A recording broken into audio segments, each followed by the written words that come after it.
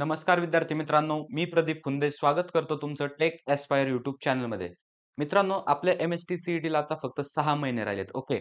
तर या व्हिडिओच्या माध्यमातून मी तुम्हाला 6 महिन्यासाठी रोड मॅप देणार आहे, जेणेकरून तुम्हाला समजेल की पुढचे 6 महिने तुम्ही काय केलं पाहिजे, जेणेकरून तुम्ही 99 प्लस पर्सेंटाइल अचीव्ह करू शकता. त्याच्यामुळे हा व्हिडिओ तुम्ही काळजीपूर्वक बघा आणि मी या व्हिडिओमध्ये जो तुम्हाला रोड मॅप देईल किंवा स्ट्रॅटेजी देईल किंवा अभ्यास कसा करेल हे सांगेल, तर ते तुम्ही तुमच्या लाईफमध्ये समजा ते त्याचा फॉलोअप घ्या. फक्त व्हिडिओ पाहून तुम्ही सोडून देऊ नका.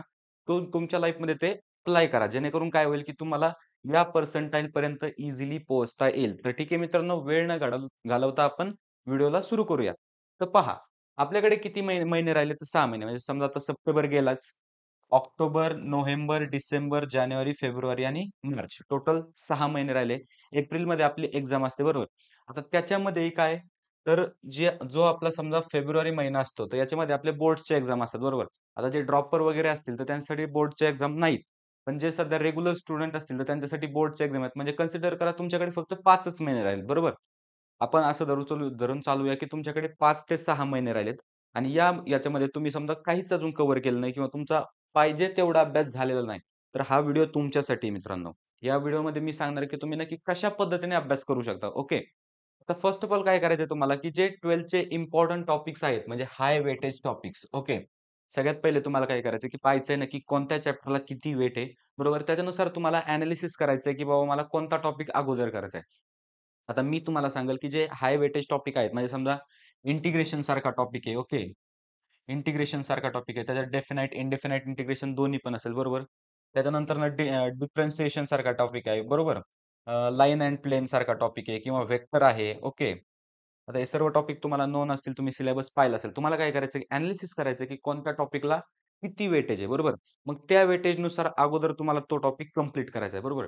आता टॉपिक कंप्लीट करत असताना फक्त रीड करायचंय किंवा त्याचं लेक्चर पाहायचंय का? तर असं बिलकुल करायचं नाही. मी येणाऱ्या स्लाइड्समध्ये तुम्हाला सांगेल, की तुम्ही अभ्यास कोणत्या पद्धतीने करायचा आहे. आता लक्षात असू द्या, की तुम्हाला काय करायचंय, पहिले हाय वेटेज जे टॉपिक्स आहेत, 11चं नंतर करा. आधी 12चे जे हाय वेटेज टॉपिक आहेत. आता 12चा सिलेबस किती पर्सेंट आपल्याला एम-एस-टी-सी-टीमध्ये 80% सिलेबस आणि 11चा 20%. आपण थोड्या वेळासाठी 11th बाजूला ठेवू. फक्त 12th वर फोकस करू आणि 12th मध्ये जे हाय वेटेज टॉपिक आहेत, जे एम-एस-टी-सी-टीमध्ये जास्त मार्क्स येतात किंवा समजा हे कन्सेप्च्युअल टॉपिक आहेत. समजा इंटिग्रेशन असेल, तुम्ही जर फॉर्म्युले वगैरे पाठ केले आणि एकदा प्रोसिजर समजून घेतली, तर तुम्ही कोणताही इंटिग्रेशनचा क्वेशन इझिली करू शकता. त्याच्यानंतर सेम फॉर डेरिव्हेशन. आधी तुम्हाला डेरिव्हेशन करायचंय, नंतर इंटिग्रेशनमध्ये जायचंय. त्याच्यानंतर समजा पार्ट 1चा जर आपण विचार केला, लाईन एंड प्लेन सारखा टॉपिक असेल, त्याच्यानंतर वेक्टर असेल किंवा ट्रिग्नोमेट्री असेल, खूप सोपं येतं, बरोबर. त्याच्यानंतरनं जे लो वेटेज टॉपिक आहेत, समजा बायनॉमियल डिस्ट्रिब्युशन असेल, तर ते तुम्हाला नंतरनं करायचं. अगोदर काय करायचंय, हाय वेटेज टॉपिक कंप्लीट करायचे. हाय वेटेज टॉपिक कंप्लीट केल्याच्या नंतरनं जे रिमेनिंग टॉपिक्स आहेत 12th ओके. आता तुम्ही बोर्डसाठी तर करणार आहे, मग तिथं पण तुम्हाला फायदा होईल, की तिथं पण तुमचं होणार आहे. ओके. पण सी अनुषंगाने अगोदर हाय वेटेज टॉपिक कव्हर करायचे.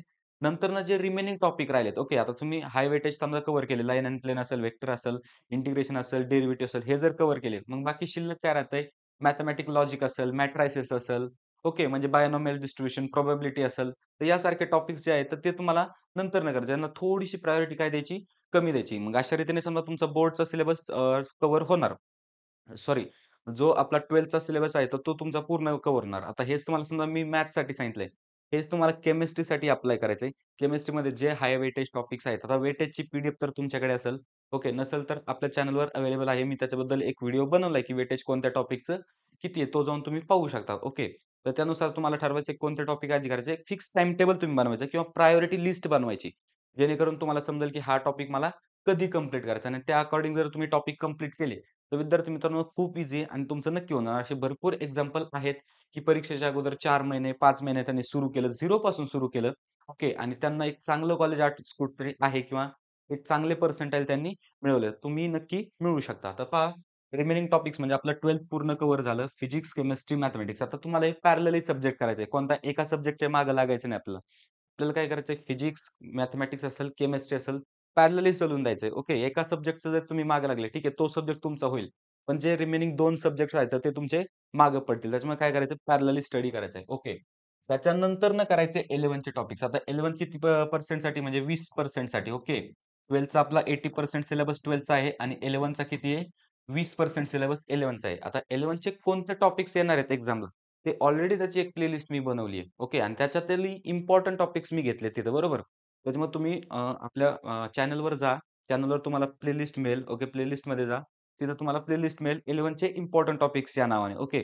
ती तुम्ही पूर्ण रेफर करा. जेणेकरून कसं होईल, की 11चं पूर्ण बुक करण्याच्या ऐवजी तुम्ही फक्त पर्टिक्युलर तेवढे टॉपिक्स जरी केले, तरी हे 20% तुमचे होऊन जातील. आणि एक ऑब्झर्व्ह केलं किंवा एक ऑब्झर्वेशन असं आहे, की समजा जे 11चे क्वेशन येतात, तर ते डायरेक्ट क्वेशन येतात. डायरेक्ट टेक्स्ट बुकमधले क्वेशन येतात किंवा सॉल्व्ड एक्झाम्पलमधले क्वेशन येतात. त्याच्यामुळे 11चं जास्त टेन्शन घेण्याची गरज नाही. 11 जर तुम्ही समजा करायला जर घेतलं, तर प्रत्येक सब्जेक्टला समजा मॅथ्सला 2 दिवस दिले, फिजिक्सला 1 दिवस आणि केमिस्ट्रीला 1 दिवस दिला, तर तुमचं पूर्ण कव्हर होऊन जाईल. पण त्या पोटेन्शियलने तुम्हाला ते करायला लागेल. त्याच्यामुळे 11चं करा खूप इम्पोर्टंट आहे कारण 20% बरोबर. 11चं नक्की करा तुम्ही. अगोदर 12चे हाय वेटेज टॉपिक करायचे. त्याच्यानंतरनं 12चे जे रिमेनिंग टॉपिक्स राहिले ते करायचे. त्याच्यानंतरनं 11th मध्ये घुसायचं. म्हणजे हे सगळं तुम्हाला कव्हर कुठपर्यंत करायचंय, की जानेवारी 2026 पर्यंत हे तुम्हाला सगळं कव्हर करायचंय. ओके. आता ते का करायचं मी तुम्हाला पुढे सांगतो. हा जो सगळा सिलेबस सांगितलाय 11th आणि 12th ओके. तर तो तुम्हाला जानेवारी 2026 पर्यंत कव्हर करायचा आहे. तिन्ही सब्जेक्टसाठी बरोबर.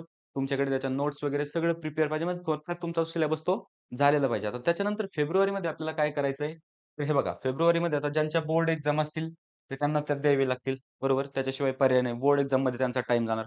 पण जे समजा ड्रॉपर वगैरे असतील किंवा जे बोर्ड एक्झाम देतात त्यांनी साइड बाय साइड काय करायचं, तर रिव्हिजन करायची. ऑब्व्हियसली तुम्ही बोर्डसाठी रिव्हिजन करणार आहे त्याच्यामुळे इथं तुमचा तो फायदा होणार आहे. बरोबर. आणि त्याच्यानंतर महत्त्वाचं म्हणजे एम-एस-टी-सी-टीचं बॅकबोन ज्याला आपण म्हणतो किंवा ज्याच्यामुळे आपली खूप जास्त प्रॅक्टिस होते, ते म्हणजे मॉक टेस्ट. बरोबर. आता विद्यार्थी मित्रांनो मॉक टेस्टचा फायदा कसा आहे मी तुम्हाला सांगतो, की ज्यावेळेस तुम्ही डायरेक्टली विथआऊट टेस्ट देता फक्त अभ्यास करून जर एक्झाममध्ये गेले, तर त्यावेळेस तुम्ही ब्लँक होणार. तुम्हाला समजणार नाही. कारण तुम्हाला कधी म्हणजे 3 तास तुम्ही एका जागेवर बसून कधी पेपर सोडलेला नसतोय. ठीक आहे. तुम्ही पी-वाय-क्यूची प्रॅक्टिस केलेली असते, पण कशी पर्टिक्युलर टॉपिक्सवर बरोबर. ज्यावेळेस पी-वाय-क्यू समजा क्वेशन मिक्समध्ये येतात, तर त्यावेळेस आपल्याला समजत नाही, की म्हणजे काही-काही विद्यार्थी ब्लँक असे होतात, की त्यांना समजत सुद्धा नाही, की हा टॉपिक समजा हा जो क्वेशन आहे, तर तो कोणत्या टॉपिकमध्ये कव्हर झालाय किंवा कोणत्या चॅप्टरमध्ये कव्हर झालाय किंवा 11चा आहे की 12चा. त्याच्यामुळे काय करायचं, की मॉक टेस्टवर खूप इम्पोर्टन्स द्यायचं आणि मॉक टेस्ट कधी करायची, समजा एप्रिलमध्ये. एप्रिलचा फर्स्ट वीक आणि सेकंड वीक समजा आपली एक्झाम आता लास्ट इयर जर आपण विचार केला, तर 19 एप्रिलला आपली एक्झाम सुरू झाली होती पी-सी-एमची, एम-एस-टी-सी-टी. मग आपण कन्सिडर करूया या वर्षी समजा 19 जर आपण तारीख कन्सिडर केली, तर अगोदर तुमच्याकडे बरेचसे दिवस राहतात. ओके. त्या दिवसामध्ये जर तुम्ही मॉक टेस्ट द्या, रोज डेली एक मॉक टेस्ट द्यायची. मॉक टेस्ट दिल्याच्या नंतरनं मॉक टेस्ट देऊन फक्त सोडून द्यायची नाही किंवा स्कोर आपण पाहून सोडून द्यायचा नाही. मॉक टेस्ट दिल्याच्या नंतर जो क्वेशन पेपर मॉक टेस्टमध्ये होता, तो आपल्याला सोडवायचा आहे. असं 1 दिवस तुम्हाला 1 मॉक टेस्ट लागणार. कमीत कमी तुम्हाला सांगतो 10 ते 15 मॉक टेस्ट तुम्ही दिल्याच पाहिजे. ओके. मग विचार करा समजा एका मॉक टेस्टमध्ये असतात 150 क्वेशन. असे जर तुम्ही 10 मॉक टेस्ट दिल्या, तर तुमचे 1,500 क्वेशनची प्रॅक्टिस होईल. ओके. 1,500 मधले नाही ना माहीत आता 1,500 क्वेशनपेक्षा बाहेरचं काय येणार आहे का एम-एस-टी-सी-टीला? आलं जरी तरी नंबर्स चेंज करून येईल बरोबर. पॅटर्न चेंज होणार नाही. त्याच्यामुळे मॉक टेस्ट खूप इम्पोर्टंट आहे. वेळोवेळी आपल्या चॅनलवर आपण तुम्हाला गाईडन्स देतच राहू किंवा मॉक टेस्ट प्रोव्हाईड करतच राहू. फक्त लक्षात ठेवायचं आहे, की तुम्हाला जानेवारीपर्यंत सर्व सिलेबस कव्हर करायचा आहे. ओके. आणि त्याच्यानंतरनं ज्या मॉक टेस्ट आहेत, जी रिव्हिजन आपण करायची, तर ती तुम्हाला कधी करायची? तर फेब्रुवारीमध्ये. ओके. जानेवारीपर्यंत सिलेबस कव्हर झाला. फेब्रुवारीमध्ये तुमची मॉक टेस्ट होणार बरोबर. तर या पद्धतीने जर तुम्ही केलं, तर 100% मित्रांनो तुम्हाला 99% तुम्ही अबोव्ह नक्की जाणार आणि एक ड्रीम कॉलेजमध्ये एक तुम्ही सीट नक्की मिळवणार. पण विद्यार्थी मित्रांनो यात जर तुम्ही केले, तुम्ही जर आत्ता सुरू केलं नाही, तर खरंच खूप अवघड आहे. कारण सी-एस-आय-टीचे कट ऑफ तुम्ही आता पाहताय. ओके. मागच्या वर्षी 2025ला पाहिलंय. की अक्षरशः ज्या कॉलेजेसला बिल्डिंग सुद्धा नसते. ओके. जे कॉलेजेस डोंगराळ भागात असतात किंवा खेड्यात असतात, तर त्या कॉलेजेसचे कट ऑफ सुद्धा 80, 85, 90 गेलेत सी-एस-आय-टीचे. त्याच्यामुळे लक्षात घ्या, आत्ताच सावध व्हा आणि एक चांगल्या कॉलेजमध्ये तुमची सीट सिक्युअर करा. ओके. आता त्याच्यानंतरनं काय तर स्टडीची स्ट्रॅटेजी. आता अभ्यास कसा करायचा? प्रत्येक जणाचा अभ्यास करण्याची पद्धत ही वेगवेगळी असते. पण तुम्हाला एक बेस्ट मेथड मी सांगतो. ओके. म्हणजे जे थोडक्यात टॉपर ज्या पद्धतीने अभ्यास करतात, ती पद्धत तुम्हाला सांगतो किंवा मी ज्या पद्धतीने अभ्यास करायचो, ती पद्धत मी तुम्हाला सांगतो. काय? तर सर्वप्रथम आता लेक्चर. ओके. आपण ऑनलाईन किंवा ऑफलाईन लेक्चर तर अटेंड करतच असतो, बरोबर? आता बरेचसे विद्यार्थी काय करतात, की लेक्चर अटेंड करताना फक्त बसून राहतात किंवा फक्त ऐकतात. आपल्याला तसं बिलकुल करायचं नाही. लेक्चर सुरू असताना, ओके, सर पुढे शिकवत असताना, थोडक्यात ते ऑनलाईन जर असेल, तर मोबाईल पुढे ठेवायचा आणि त्याच्यानंतर काय आपल्या ज्या नोट्स असतील, तर त्या नोट्स तुम्हाला काढायच्यात, बरोबर? जर ऑफलाईन जर लेक्चर असतील, तर ऑब्व्हियसली तुम्हाला नोट्स काढायला लागतात आणि त्या नोट्स अशा पद्धतीने काढायच्यात, की ज्यानंतर तुम्हाला फ्युचरमध्ये यूज होईल. फक्त या पद्धतीने नाही काढायचे, की सर शिकवतायत मग आपण फक्त काहीतरी करायचं म्हणून नोट्स काढायच्या. बिलकुल तसं करायचं नाही. नोट्स तुम्हाला नंतरनं खूप उपयोगी येणार आहे. ज्यावेळेस तुम्ही एम-एस-टी सी-ई-टीच्या एक्झामच्या जसं-जसं जवळ जाताल तसं-तसं तुमच्याकडे टाईम कमी होत जाईल आणि जो सिलेबसचा प्रेशर आहे, तो तुमच्याकडे काय होणार वाढत जाईल. त्याच्यामुळे काय करायचं अगोदरपासून प्रिपरेशन करायची, नोट्स काढायच्या आणि नोट्स लेक्चरमध्येच काढायच्या. ओके. ज्यावेळेस तुम्ही लेक्चरमध्ये नोट्स काढतात त्यावेळेस 90% काम तर तुमचं होऊन जातं बघा. पर्टिक्युलर कन्सेप्ट असेल, जर तुम्ही फास्ट लर्नर असाल, तर 90% काम तुमचं लेक्चरमध्येच होऊन जातं. तुम्ही नोट्स काढल्या, ओके. फक्त राहतं काय आता रिव्हिजन आणि प्रॅक्टिस. नंतरनं काय करायचं, की जे सॉल्व्ड एक्झाम्पल आहेत. आता लेक्चरमध्ये तुमचे भरपूर सॉल्व्ड एक्झाम्पल कव्हर होणार, बरोबर. त्याच्यानंतर एक्सरसाइजमधले एक्झाम्पल्स पण तुमचे कव्हर होणार. पण जे एक्झाम्पल्स कव्हर झाले नाहीत, तर ते तुम्हाला कव्हर करायचेत. ओके. आता हे कुठून पाहिजे? तर टेक्स्ट बुक. टेक्स्ट बुकचं महत्त्व मी पुढे सांगणारच आहे तुम्हाला. लक्षात घ्या, जे सॉल्व्ड एक्झाम्पल्स आहेत आणि एक्सरसाइज मधले एक्झाम्पल्स आहेत. एक पण तुम्ही मिस करायचं नाही. फॉर एम-एस-टी-सी-टी एक पण एक्झाम्पल मिस करायचं नाही. पूर्ण एक्झाम्पल्स करायचे आणि त्याच्यानंतरनं पी-वाय-क्यूज करायचे. ओके. काय करायचं पी-वाय-क्यूजचं एखादं बुक असेल last 5 year, last 3 year, last 4 year. ते पी-वाय-क्यूजचं बुक घ्यायचं. पर्टिक्युलर टॉपिक्सवर तुम्हाला पी-वाय-क्यूज शोधायचे. ते कुठं-कुठं, कधी-कधी रिपीट झालेत, कोणत्या शिफ्टला हे तुम्हाला पाहायचंय आणि ते काय करायचे तुम्हाला सॉल्व्ह करायचे आणि त्याच्यानंतरनं तुम्हाला काय द्यायची टेस्ट द्यायची. टेस्ट दिल्याच्या नंतर टेस्ट तुम्हाला देऊन फक्त सोडून द्यायची नाही. तर टेस्ट ॲनलाईज करायची. म्हणजे तुम्हाला अभ्यासाची एक पद्धत समजली. लेक्चर अटेंड करायचे. ओके. ऑनलाईन असो, ऑफलाईन असो, तुम्ही ज्या पद्धतीने करताय त्या पद्धतीने. त्याच्यानंतर नोट्स काढायच्या. लेक्चर सुरू असताना नोट्स काढायच्या. त्याच्यात म्हणजे जेणेकरून काय होईल, की तुमची पर्टिक्युलर जी कन्सेप्ट असेल तर ती क्लिअर होऊन जाईल. बरोबर. त्याच्यानंतर काय सॉल्व्ड एक्झाम्पल असतील, एक्सरसाइज एक्झाम्पल असतील. म्हणजे टेक्स्ट बुकमध्ये जेवढे क्वेशन दिले तेवढे तुम्हाला आलेच पाहिजे किंवा तुम्ही तुमच्या गो थ्रू ते झालेच पाहिजे. त्याच्यानंतर पी-वाय-क्यूज सर्च करायचे. पी-वाय-क्यूजच्या नंतर पी-वाय-क्यूजवर टेस्ट द्यायची. नंतर टेस्ट अॅनलाईज करायची. आपल्या मिस्टेक कुठं झाल्यात ते पाहायचं. नंतर त्या मिस्टेक फिक्स करण्यासाठी प्रयत्न करायचे. अशा पद्धतीने जर तुम्ही अभ्यास केला, ओके. तर नो डाउट तुमचा सिलेबस कव्हर होईल. 100% कव्हर होणार. कारण ही जरी तुम्हाला लेंथी प्रोसेस वाटत असेल, तर ही खूप फास्ट प्रोसेस आहे. ओके. तुम्ही व्यवस्थित करू शकता आणि तुम्हाला 99+ पर्सेंटाइल 100% मिळणार म्हणजे मिळणार. तर तुम्ही या पद्धतीचा नक्की अवलंब तुमच्या अभ्यासामध्ये करा. ओके. आता त्याच्यानंतरनं काय? The text book is a की ऑफ एम-एस-टी-सी-टी. तुम्ही जर पाहिलं असेल टेक्स्ट बुक थोडंसं पहा. तुम्ही टेक्स्ट बुक घ्या आणि त्याचं तर लास्ट इयर, मागच्या वर्षीचे पेपर्स समजा तुम्ही घ्या एम-एस-टी-सी-टीचे. त्याच्यामध्ये मी तुम्हाला सांगेल 80% जे क्वेशन आहेत, 80% क्वेशन तर ते ॲज इट इज आलेत. ॲज इट इज आलेत किंवा थोडंसं फक्त काय व्हॅल्यूज वगैरे चेंज करून आलेत. पण क्वेशन हे डायरेक्टली टेक्स्ट बुकमधून येतायत. त्याच्यामुळे टेक्स्ट बुक तुम्ही मिसच करायचं नाही. केमिस्ट्रीसाठी तर बिलकुल करायचं नाही, कारण बुकच्या बाहेरचं तरी काय येणार आहे एक्झामला, बरोबर? फिजिक्ससाठी असेल, फिजिक्ससाठी न्यूमेरिकलमध्ये थोड्याशा व्हॅल्यूज वगैरे चेंज होतात. ओके. किंवा युनिट्स चेंज होतात. पण मॅथ्समध्ये ॲज इट इज क्वेशन येतात. मॅथ्समध्ये थोड्याशा व्हॅल्यूज वगैरे चेंज होतात. फिजिक्स आणि मॅथ्समध्ये व्हॅल्यूज चेंज होतात. पण केमिस्ट्रीसाठी as it is line by line question येतात. ओके. बुकमधली जी लाईन असते ॲज इट इज क्वेशनमध्ये असते. मग त्या पद्धतीने तुम्ही काय करायचं टेक्स्ट बुकला खूप महत्त्व द्यायचं आहे.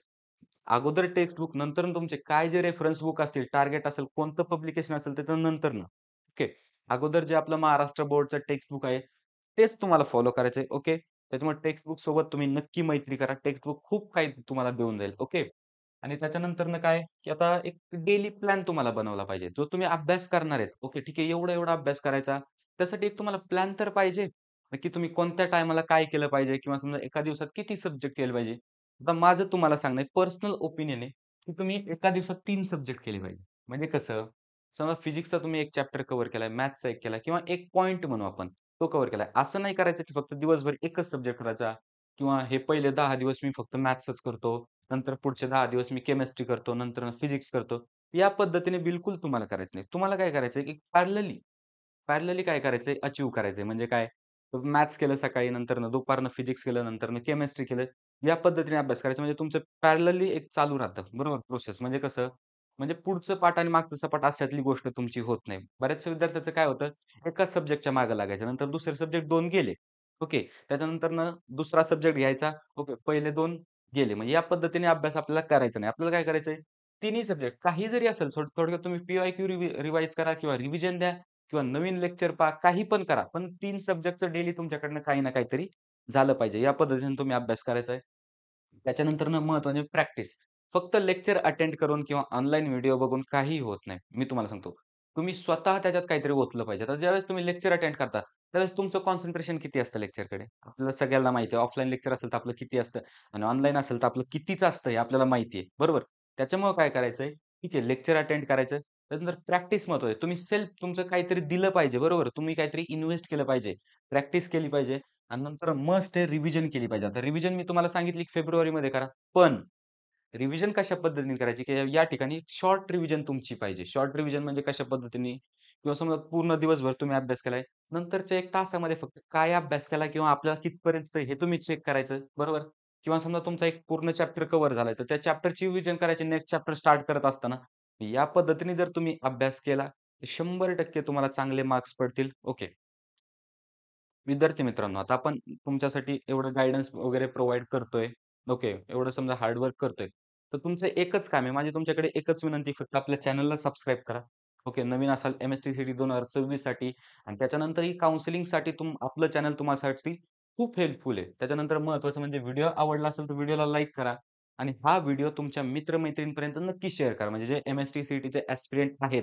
ओके. जे एम-एस-टी-सी-टी 2026 देणार आहेत किंवा काउन्सिलिंगमध्ये तुम्हाला हेल्प लागणार आहे. त्या मित्र-मैत्रिणींपर्यंत हा व्हिडिओ नक्की शेअर करा, जेणेकरून आपल्यासारखा एक चांगला प्लॅटफॉर्म हे त्यांना अवेलेबल होईल. तर ठीक आहे मित्रांनो, भेटूया नेक्स्ट व्हिडिओमध्ये अशाच एका इन्फॉर्मेटिव्ह टॉपिक सोबत.